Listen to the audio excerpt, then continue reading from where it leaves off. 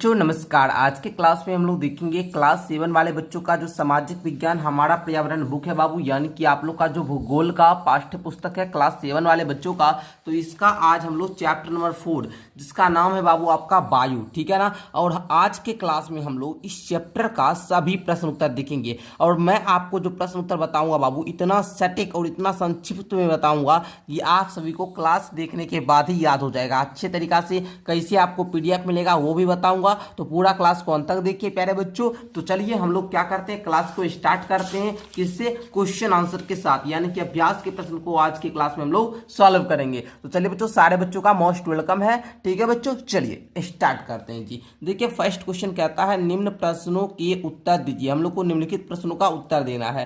Question number को कहता है वायुमंडल क्या है। बच्चों वायुमंडल क्या है आप सभी जानते होंगे, आप लोग पढ़े हुए होंगे। आपके मैं बुक में पहले दिखा देता हूं, उसके बाद मैं आपको बताऊंगा। देखिए बाबू यहाँ पर दिया गया है हमारी पृथ्वी चारों ओर से वायु की घनी चादर से घिरी हुई है जिसे वायुमंडल कहते हैं। बस आपको यही था उत्तर में लिखना था जी, यही उत्तर में लिखते। तो आइए हम आपको एक्सप्लेन कर देते। तो लिखिएगा बच्चों आप लोग कि पृथ्वी चारों ओर से वायु की घनी चादर से घिरी हुई है जिसे वायुमंडल कहते हैं। समझ में आ गया? अगर सारे बच्चे को समझ में आ गया तो जल्दी से वीडियो को लाइक कीजिए, चैनल को प्यारे बच्चों सब्सक्राइब कीजिए, ठीक है। चलिए जल्दी से कर लीजिए तो प्यारे बच्चों। चलिए आगे बढ़ते हैं। सेकंड क्वेश्चन कहता है वायुमंडल का अधिकतर भाग किन दो गैसों से बना है। तो बच्चों आप लोग बोलिएगा यहाँ पर क्या, देखिए बोलिएगा कि सर वायुमंडल का अधिकतर भाग नाइट्रोजन जिसका मात्रा 78% है वायुमंडल में, तथा ऑक्सीजन जिसकी मात्रा 21% है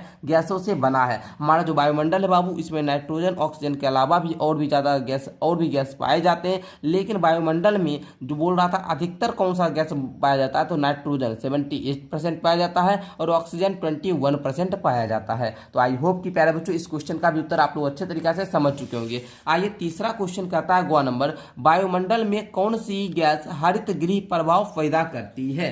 तो बच्चों आपको पता होगा CO2 गैस। कौन सी गैस बाबू, CO2, जिसको हम लोग क्या बोलते हैं जी, कार्बन डाइऑक्साइड। क्या बोलते हैं बच्चों, कार्बन डाइऑक्साइड। एक बात मैं आपको बताना चाहूंगा, यदि आप लोग क्लास 7 के स्टूडेंट हैं और आप लोग ऑनलाइन क्लास लेना चाहते हैं तो बाबू आप लोग को 499 रुपया में आप लोग को सभी विषय पढ़ाई जाती है और बेहतरीन सा आपको लेक्चर मिलता है। तो आप लोग जरूर जुड़े, मात्र 499 रुपया में ये 1 साल का फी है बाबू, सारा कुछ पढ़ाया जाएगा। बैच लेने के लिए आप लोग क्या कर सकते हैं, नीचे डिस्क्रिप्शन बॉक्स से माई ऐप का लिंक है बाबू, मेरा जो एप्लीकेशन है अपना कोचिंग का नाम, या फिर आप प्ले स्टोर पर लिखिएगा तो आप लोग को इस प्रकार से लिखना होगा एंड वहाँ पर आप लोग को एप्लीकेशन दिख जाएगा, ठीक है। तो आप लोग जैसे मन हो वैसे देख सकते हैं। प्ले स्टोर पे एसपीएम क्लासेस लिखिएगा तो वहां पर एप्लीकेशन आएगा, उसको डाउनलोड कर लेना, ठीक है। चलिए आगे का क्वेश्चन है बाबू, मौसम किसे कहते हैं जी, मौसम किसको बोलेंगे। तो बच्चों आप लोग यहां पर बोलना, क्या बोलोगे कि वायुमंडल की हर घंटे अथवा दिन प्रतिदिन की स्थिति मौसम कहलाती है। मौसम जो होती है ना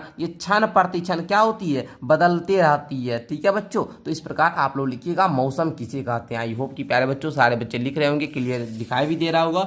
आगे कहता है वर्षा के 3 प्रकार लिखे। तो बच्चों ये जानते होंगे आप लोग वर्षा के 3 प्रकार होते हैं। एक होता है संवहनी वर्षा, दूसरा पर्वतीय वर्षा, तीसरा चक्रवाती वर्षा। ये सब आपके बुक में ही से लिखे हैं बाबू, आपके बुक में दिया गया है, आप लोग पढ़िएगा तो मिल जाएगा। देखिए यहाँ पर दिया गया ना बाबू कि वर्षा के 3 प्रकार होते हैं, संवहनी वर्षा, पर्वतीय वर्षा, चक्रवाती वर्षा। आप लोग फिगर भी देख सकते हो, ये है आपका चक्रवाती वर्षा, ये है आपका पर्वतीय वर्षा और ये है आपका संवहनी वर्षा। इसमें गर्म वायु जाता है, इसमें आर्द्र वायु जाते हैं, इसमें ठंडी वायु होती है, ठीक है बच्चों। गर्म वायु जाता है और ठंडी वायु बहती है, ठीक है, चक्रवाती वर्षा में। पर्वतीय वायु में आपको समझ गए, और संवहनी वर्षा में गर्म वायु प्रवेश करती है ना जी, और गर्मी इसको हटाता है ना। चलिए आगे बढ़ते हैं प्यारे बच्चों। आगे का क्वेश्चन देखिए वायु दाब क्या है। प्यारे बच्चों वायु दाब क्या है इसको हम लोग समझेंगे कि वायु दाब कहते हैं किसे हैं सर। तो आइए बच्चों हम लोग समझते हैं। देखिएगा आप लोग वायु क्या करता है, एक प्रेशर लग होता है वायु में, क्या होता है, एक भार होता है वायु में, क्या होता है जी, भार होता है, वेट होता है, वजन होता है। अपने भार के कारण यह नीचे दबाव डालती है। ये क्या करता है, नीचे दबाव डालती है, प्रेशर डालती है। जैसे आप लोग देखिएगा जब हवा चलेगा ना तो आप आगे बढ़ने में सक्षम नहीं हो पाएंगे। आगे बढ़ने में आपको लगता होगा कि उधर से हमको वायु जो है ये दबाव डाल रही है, ठीक है ना। जब तेज हवा चलती है, ठीक है ना, ऐसे आप लोग देखते होंगे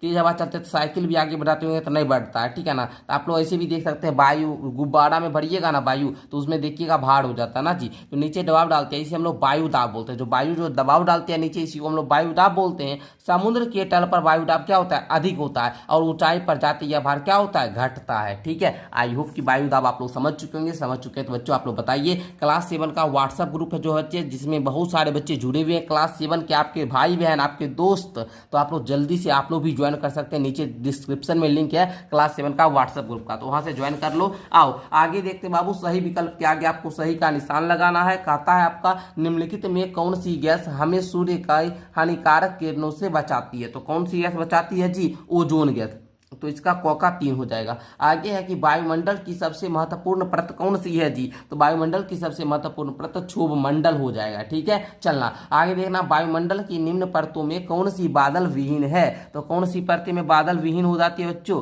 तो आप लोग बोलिएगा कि सर समताप मंडल, 2 नंबर हो जाएगा। आगे देखिए बच्चों, वायुमंडल की परतों में जब हम ऊपर जाते हैं तब वायुदाब क्या होता है, ऊपर जाने से वायुदाब घटता है। ठीक है बच्चों, वायुदाब क्या होता है जी, घटता है। आगे देखिए, कहता है जब वृष्टि तरल रूप से पृथ्वी पर आती है तो उसे हम क्या कहते हैं, तो उसे हम कहते हैं प्यारे बच्चों वर्षा। क्या कहते हैं जी, वर्षा कहते हैं। तो आप लोग समझे बच्चों। आगे हम लोग बढ़ते हैं प्यारे बच्चों। आगे का क्वेश्चन देखिए, निम्नलिखित स्तंभों को मिलाकर सही जोड़े बनाना है। ठीक है, जैसे व्यापारिक पवने को मिलाइएगा अस्थायी पवने में। ठीक है, व्यापारिक पवने जो होती है ये अस्थायी पवन होती है। लू है बाबू, तो लू को किस में मिलाइएगा, स्थानीय पवने। लू जो होता है ये स्थानीय पवने होते हैं, किसी स्थान के लिए होता है ना जी।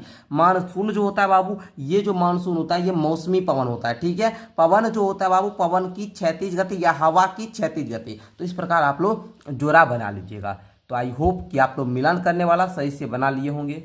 तो चलिए आगे बढ़ते हैं। आगे क्वेश्चन नंबर 4 है, कारण बताइए। आपको कारण बताना है कि आंध्र जो होते हैं ये दिन में गीले कपड़े सूखने में अधिक समय क्यों लेते हैं। जो आंध्र होता है गीले कपड़े सूखने में अधिक समय क्यों लेता है, इसका रीजन बताना है। ठीक है ना, चलिए उत्तर में लिखिएगा कि आंध्र दिन में वायु में जलवाष्प की मात्रा अधिक होती है। ठीक है ना, इसी कारण गीले कपड़े सूखने में अधिक समय लेते हैं। आंध्र दिन जो होता है ना, उसमें क्या होता है कि जलवाष्प, वायु में क्या होता है, जलवाष्प की मात्रा ज़्यादा होता है, इसलिए गीला कपड़ा सूखने में क्या होता है, ज़्यादा समय लेता है। ठीक है, बस इतना सा आपको रीजन बताना है। ठीक है, समझ में आ गया तो आप लोग जल्दी से बता दिए यस, नीचे कॉमेंट में आपको लिखना चाहिए। ठीक है ना, चलिए आगे देखिएगा। दूसरा इसी में है बाबू, कारण बताने में कहता है भूमध्य रेखा से ध्रुवों की ओर जाने पर आतपन, आपता नहीं पढ़िएगा, आतपन की मात्रा क्यों घटती है। आतपन मतलब उष्मा जी, आतपन मतलब क्या, उष्मा। उष्मा क्यों घट जाती है, तो बच्चों आप लोग बोल सकते हो यहाँ पर। चलो मैं उत्तर लिखाता हूँ, आप लोग लिखना जल्दी से, कॉपी कलम खोलो एंड लिखना शुरू करो। बोल लिखिएगा, भूमध्य रेखा से ध्रुवों की ओर जाने पर सूर्य की किरणें तिरछी होती जाती है, जिससे आतपन, हम ब्रैकेट में लिख दिए, उष्मा की मात्रा कम हो जाती है। तो प्यारे बच्चों रीजन बता दोगे आप लोग, चलो तो बहुत अच्छी बात है, आप लोग रीजन बता दीजिएगा। आगे बढ़िए प्यारे बच्चे, आगे का क्वेश्चन देखा जाए। आगे अब आप लोग का आ चुका है, आओ खेले खेल। पहेली से आपको वर्ग पहेली के उत्तर अंग्रेजी के शब्दों में देना। बाबू अंग्रेजी का शब्द लिखना है तो लिख देंगे, पहले हम हिंदी यहाँ समझ लेते हैं, उसके बाद अंग्रेजी का शब्द तो इसमें लिखे देंगे जी। चलिए, जलवाष्प में वायु की मात्रा, इसको बोलते हैं आर्द्रता। क्या बोलते हैं बच्चों, आर्द्रता। ठीक है ना, इसको पहले लिख लीजिए, इसको लिख लीजिए, उसके बाद हम इसका इंग्लिश में लिख देंगे। ठीक है, चलिए, वायुमंडल में धूल कण के चारों ओर जलवाष्प का जो संघनन होता है, इसको हम लोग संघनन ही बोलते हैं। ठीक है, इसका अंग्रेजी वर्ड लिखेंगे। उत्तर भारत में ग्रीष्म ऋतु में बहने वाले स्थानीय पवन का एक उदाहरण क्या होता है जी, लू होता है। क्या होता है बच्चों, लू होता है। आगे, वायुमंडल में छोटे अंतराल के लिए बदलाव जो होता है, इसको मौसम बोलते हैं। वर्षण का जो तरल रूप होता है, इसको वर्षा बोलते हैं। पृथ्वी के चारों ओर वायु की चादर को वायुमंडल बोलते हैं। वायुदाब को मापने का यंत्र को हम लोग बैरोमीटर बोलते हैं। ठीक है, सूर्य से आने वाली ऊर्जा को सौर ऊर्जा बोलते हैं। और शीत में जो दृश्यता को कम करता है उसको हम लोग कोहरा बोलते हैं, ओसने बोलते हैं जी। शीत में देखिएगा ना, ठंडी के मौसम में देखिएगा तो ओस रहता है, तो उसी को कोहरा बोला जाता है। ठीक है, तो ओस हम नहीं लिख सकते थे तो कोहरा लिख दिए। जब सूर्य हमारे सिर के ऊपर होता है तो वह समय हमारा मध्याह्न कहलाता है, दोपहर का समय कहलाता है, नहीं कहलाता जी, दोपहर में धूप रहता है। तो इस प्रकार आप लोग बताइएगा। आगे देखिए, आगे कहता है एक भारतीय पेड़ जो 24 घंटे ऑक्सीजन प्रदान करती है और असाधारण गुण रखता है, ये पीपल है बाबू। ये साधारण बात नहीं है जी, 24 घंटा ऑक्सीजन देना साधारण बात नहीं है, असाधारण गुण रखता है, इसलिए इसको पीपल बोलते हैं। पीपल का पेड़ ऐसा पेड़ होता है। ठीक है, वायुमंडल में मौजूद एक गैस जो केवल 0.0% में पाई जाती है, कार्बन डाइऑक्साइड CO2 होगा। आगे, वायुमंडल की सबसे सबसे बाहरी परत ब्रह्मंडल कहलाती है। आगे बहुत सारी गैसों का मिश्रण वायु होता है। जीवित रखने वाली गैस और O2 मतलब हम लोग सांस लेते हैं O2 ऑक्सीजन गैस को। गतिशील वायु को पवन बोलते हैं। एक भारतीय पेड़ जिसका औषधीय गुणों के लिए महत्व है, इसको हम लोग तुलसी बोलते हैं। क्या बोलते हैं बच्चों? तुलसी। हानिकारक सूर्य की किरणों से हमारी रक्षा करने वाली गैस ओजोन होती है। और निम्न दाब क्षेत्र निम्न दाब ही होता है बच्चों। तो इस प्रकार आप लोग बता दीजिएगा। अब भरने वाला बात है ना, तो भर देते हैं हम लोग। चलिए 1 नंबर वाला भरते हैं, आप लोग भरिए तो लिखिए जल्दी से। HUMIDITY हो गया। ह्यूमिडिटी हो गया ना। चलो अब हम लोग सेकंड 2 नंबर वाला कहाँ है जी, जिसको संघनन 2 नंबर वाला आप लोग देखिए तो कहाँ है आप लोग को 2 क्या ना बाबू। 2 नंबर वाला को ऐसे देखिए ऊपर से नीचे लिखना है। 2 नंबर वाला को ऊपर से नीचे लिख लेंगे। बाद संघनन को क्लाउड बोलते हैं, CLOUD क्लाउड हो गया। अब आइए बच्चों 3 नंबर वाला। 3 नंबर वाला को लू बोलेंगे तो LOO लू हो गया। चलिए 4 नंबर वाला पे आइए। 4 नंबर कहाँ पर है? 4 नंबर यहाँ पर दिख रहा है हमको, तो लिख लेंगे यहाँ पर वेदर WEATHER हो गया ना। चलना आगे देखना बाबू 5 नंबर वाला। 5 नंबर वाला कहाँ पर है जल्दी से आप लोग बताइए। यहाँ पर दिख रहा है, तो इसको बोलेंगे वर्षा को रेन बोलते हैं। क्या बोलते हैं? Rain, REIN। अब 6 नंबर वाला पे आप लोग आ जाइए जल्दी से। 6 नंबर वाला कहाँ पर है प्यारे बच्चों, जल्दी से आप लोग बताइएगा। 6 नंबर आपको कहाँ पर दिख रहा है? यहीं पर दिख रहा है ना। तो इसको हम लोग पीपल। पीपल कैसे बोलेंगे? पीपल है ना था जी, अरे जो 24 घंटा ऑक्सीजन प्रदान करता है पीपल। पीपल को कैसे लिखेंगे आप लोग बताइए तो? PEEPAL हो गया ना। चलना अब 7 नंबर वाला पे आ जाइए आप लोग। 7 नंबर में 7 नंबर में तो AL हो गया ना। तो यहाँ पर आना नीचे लिखते हैं, क्योंकि ये 7 नंबर में क्या है बाबू? 7 नंबर वाला आपका कहता है ऊपर से नीचे, पृथ्वी के चारों ओर वायु की चादर, इसको हम लोग क्या बोलते हैं? वायुमंडल। ये ऊपर से नीचे लिखना है, तो ऊपर से नीचे इसको हम लोग बोलेंगे इंग्लिश में एटमॉस्फेयर। क्या बोलेंगे? ATMOSPHERE। क्लियर। चलना अब आगे देखते हैं प्यारे बच्चों। 11 नंबर में थे एक्सोस्फीयर हो जाएगा, EXOSPHERE हो गया। चलना 12 में तो ईयर हो जाएगा। चलो 10 नंबर में क्या हो जाएगा बाबू? लिखना INSOL है ना,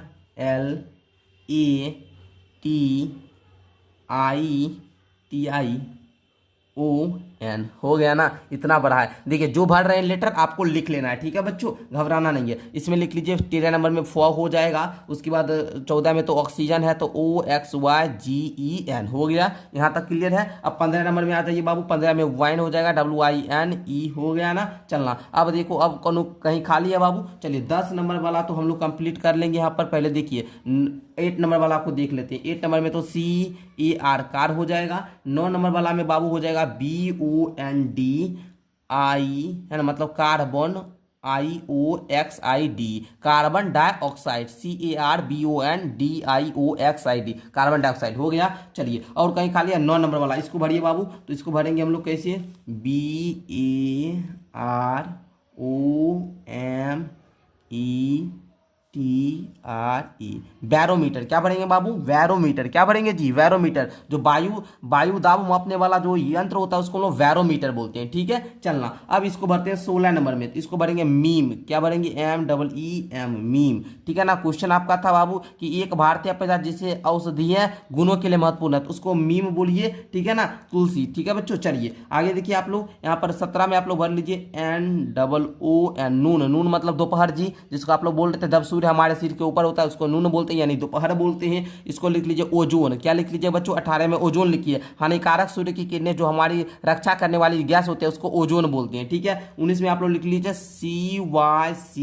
CYCLONE साइक्लोन, ठीक है। तो इस प्रकार मैंने आप लोग के सामने यहाँ पर जो आपको पहले तो इसका उत्तर बता दिया हिंदी में, एंड यहाँ पर इंग्लिश में यहाँ पर भर दिए। इंग्लिश में यहाँ पर बोल रहा था तो अंग्रेजी शब्दों से हम भर दिए। अब आइए बच्चों आपका यहाँ पर बोल रहा था ये वाला क्वेश्चन, इसको भी हम भर दिए। देखिए जब धूप वाला दिन में ऐसा होता है, बादल वाला दिन ऐसा रहता है, वर्षा वाला दिन में ऐसे होते हैं, तूफान वाला दिन में ऐसा होता है, या फिर आप लोग ऐसे भी बना सकते हैं, ठीक है ना। कहीं तो कोई दिक्कत नहीं। शांत दिन में सिंपल कुछ नहीं बनाना, ठीक है। तो इस प्रकार आप लोग का जो चैप्टर नंबर 4 था क्लास 7 ज्योग्राफी का, तो इसका सारा प्रश्न उत्तर मैंने अच्छे तरीके से आपका कंप्लीट करा दिया। मिलते हैं एक अगली क्लास के साथ, तब तक के लिए बहुत बहुत धन्यवाद।